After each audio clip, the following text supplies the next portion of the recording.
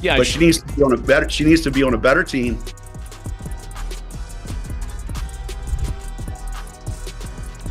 No matter how much they scream, beg, or stomp their feet, Caitlin Clark has packed her bags and isn't looking back. This is because, unlike the WNBA genius, Clark actually values herself and won't stay and play punching bag for a league that can't even protect its biggest star.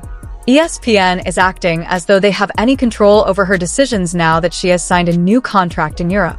She struggled with physical defense she's faced at the professional level and voiced frustration with the league's officiating, recently telling reporters, quote, "I feel like I'm getting hammered and everybody is physical with me, and opponents get away with things that other people don't get away with." That's what Caitlin Clark said. She has received abuse from players who have been ignored by the officials, as well as attacks from supporters who couldn't believe she was the only one preserving this league's absurdity. What I am upset about is like, hey man, your meal ticket is under constant attack. There's been dirty plays all season. However, after dumping a bombshell on the WNBA, everyone is freaking out because she's decided to be more valuable than the NBA's beat-up cash cow. Sorry, ESPN. Your golden goose flown the coup, and all you have left is a giant empty nest of potential lost. After carrying the league's weight for the entire season, enduring vicious fouls, and having her body examined as if she were on a hockey rink rather than a basketball court, Caitlin Clark is departing for Europe, and it's almost amusing how ESPN is behaving indifferently. After deciding that enough is enough, Caitlin is leaving a path of crushed egos and broken dreams in her wake, and I don't hold it against her in the least. This kid's on the wrong team. She's got the wrong skill set to handle the physicality of that league, and she's a rookie. Not only is this player progressing in her profession, but in her final game against the Connecticut Sun, she scored 29 points, dished out 10 assists, and pulled down 7 rebounds.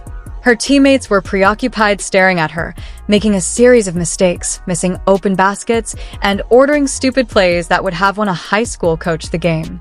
As the WNBA witnessed fans not sign up for a UFC match, they permitted the officials to treat her like a punching bag, which is precisely what the WNBA turned into every time Clark on the floor. Caitlin Clark was assaulted yesterday in her very first playoff game in the WNBA. Before Caitlin, the Indiana Fever were fortunate to draw 3,000 fans per game, which was more like a neighborhood block party than a professional event. However, now that she has arrived, 177,000 fans packed the arena for every game, a 400% increase. ESPN and their analysts are finally realizing that they were sitting on a cash cow the entire time. How convenient. Indiana Fever, all right, with Caitlin Clark, led the league in attendance both home and on the road. Fever averaged 17,000. How's that for impact? They had a once-in-a-generation phenomenon instead of just a star on their hands. Let's keep focusing on sharing the wealth instead of paying tribute to the one player who brought the WNBA to its prominence.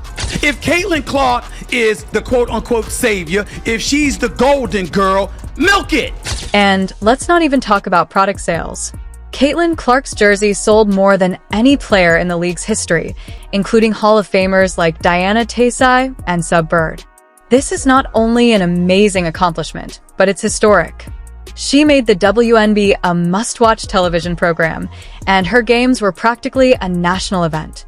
But did ESPN ever treat her like the superstar? Nope, they gave her mediocre coverage, acting like she was just another player, and now they're rushing to act like they didn't sleep on her. It's too late, ESPN. Truth is finally coming to the light. The same light that is going to be dimming here in about 12 hours when Caitlin Clark is eliminated from the playoffs. It's funny to watch ESPN now that Caitlin Clark has decided to move to Europe after what has been nothing less than a nightmare of a WNBA career, and everyone else has suddenly hurried to pay attention. The game against the New York Liberty drew 1.5 million viewers, which is more than some NBA games on TNT. With her departure, there are now a lot of empty seats, dusty jerseys, and talking heads at ESPN who are trying to figure out how they managed to ruin the most straightforward victory in sports broadcasting history. It's important that we point this out. One of the things that I brought up this morning in talking about Caitlin Clark is that some of the players You want to use the word jealousy? Fine. You want to use the word envy? Fine. Imagine being the face of a franchise and a rising star, and the league treats you like a punching bag. That's how vicious the physicality Clark encountered in the league was. She didn't even need to defend herself. It was as if she were entering a street fight, and every time she put on her shoes, the league acted as if nothing was wrong. But if you're not delivering the product, and you're not making the revenue, and you're not, giving people the entertainment that they want, then you're not going to make any money, and your league is going to suck. Furthermore, if you watched any of her games, the umpires appeared to be playing see no evil, hear no evil more than anything else. What did the WNBA do? The infamous iPad incident should have served as a wake-up call for everyone, but instead the WNBA chose to ignore it, acting as though it's normal for a great player to be treated like an outsider in their own league. Clark even claimed that she felt like she was being pummeled on the court. And this woman swats at the basketball and somehow decides to turn her hand down and her fingernails and jab them right into the eye of Caitlin Clark. No foul call. No refs stopping the game to go, is this a flagrant? None of that. Just everybody moved on. The psychological toll. You're trying so hard to lead a squad, but in return you're left defenseless, unprotected, and worse, criticized for not being able to give me a break. You can't put it into words. Every missed chance, every cheap shot. Where are you? It's so bad that the league and its promoting media made a huge mistake that it's still going on, and they're now attempting to catch up. Those guys, they're the racists, when really, y'all are the racists. The people coming up with excuses to hate Caitlin Clark and the new fan base that she brought. However, wait, it gets much more juicy.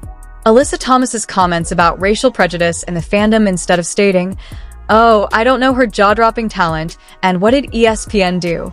Thomas made accusations. Racial dynamics are somehow ingrained in Clark's success. Honestly, it's been a lot of nonsense. I think in my 11-year career, I've never experienced the racial comments from the Indiana Fever fan base. We had her face on a serious matter that happened in this world, and it's unacceptable, honestly. And there's no place for it. To diminish Clark's successes to a racial debate, they framed her success with this absurd scenario and ran it up like breaking news rather than showcasing her record-breaking games. She broke records, set ankles, and carried a team on her back while she was out there. She's got 14,000 followers. And it's really easy to ignore, and most people don't know who she is in the sports world. The only reason why people even know who she is because of Caitlin Clark. And she still only got 14,000 followers on Twitter. She doesn't have much of a brand. In response, Clark stood her ground and insisted that her success stems from perseverance and hard work rather than some flimsy racial narrative. However, the fact that she even had to do that demonstrates how skewed the media's coverage has been, and they then lean into it in an attempt to stir things up even more because they obviously can't read a room. She's the golden goose. They had the opportunity to promote her as the next big thing, spoiler alert, but instead they focused on a narrative that would only harm everyone's reputation. Her picture, it's quite embarrassing, and what positive impact does this have on public perception in the short term? Because it's fostering a poisonous environment. Clark should not have to deal with these sideshow controversies instead of getting the recognition she deserves for her hard work. Your biggest star, your meal ticket, the reason why you have relevancy, just got stabbed and assaulted and nothing. The WNBA needs to wake up because throughout the season, they position themselves as the league of equality and opportunity, but when it came time to protect their most valuable asset, they abandoned her. This situation is portraying the WNBA as amateurs, and let's not even discuss the story surrounding the league's inclusion. What I am upset about is like, hey man, your meal ticket is under constant attack. There's been dirty plays all season. All season, the WNBA and ESN are now going to suffer the consequences of ignoring the one player that elevated them to a spectacle that was entertaining to watch too little too late. The WNBA had the opportunity to build an entire franchise around Caitlin and make her the face of the league, but they dropped the ball, and now they've lost their brightest star. Instead, they let it slip away, leaving them to watch as she takes her talents and all the buzz she created to a league that actually appreciates it. Now that she's packing her bags for Europe, everyone is acting like they've just recently realized she's the real deal. Good luck to Caitlin Clark in Europe. She's going somewhere that will genuinely value her talent and won't let her get torn apart every game, while the refs look the other way. As for ESPN, they're sitting there trying to spin the story and save face, when the truth is they screwed up and let a generational talent slip through their fingers, and now they're left holding a big fat nothing. And maybe, just maybe, this will be the wake-up call they need, because right now they're the punchline to a joke they didn't even realize they were telling. Her departure for Europe will cause complete havoc at ESPN, and they will have to bid a fond farewell to their juicy ratings. The irony is that they only realized what a treasure they had just before she left. So as Caitlin Clark packs her bags and leaves for Europe, the spike in merchandise sales and the buzz she created in a league that, let's face it, needed a miracle to stay relevant are now being used to try to hype up players who can't even match what Clark accomplished in a single season. In the wake of her departure, ESPN and the WNBA are left to fend for themselves. Instead of settling for scraps, they could have built an empire around her. This is a tragedy, not simply a loss. The WNBA lost badly when they had a chance to be great. Players like Clark don't come along very often, and when they do, you treat them like kings and queens. ESPN wasted that chance, and you deserve so much better than this disaster. Save Europe. Caitlin.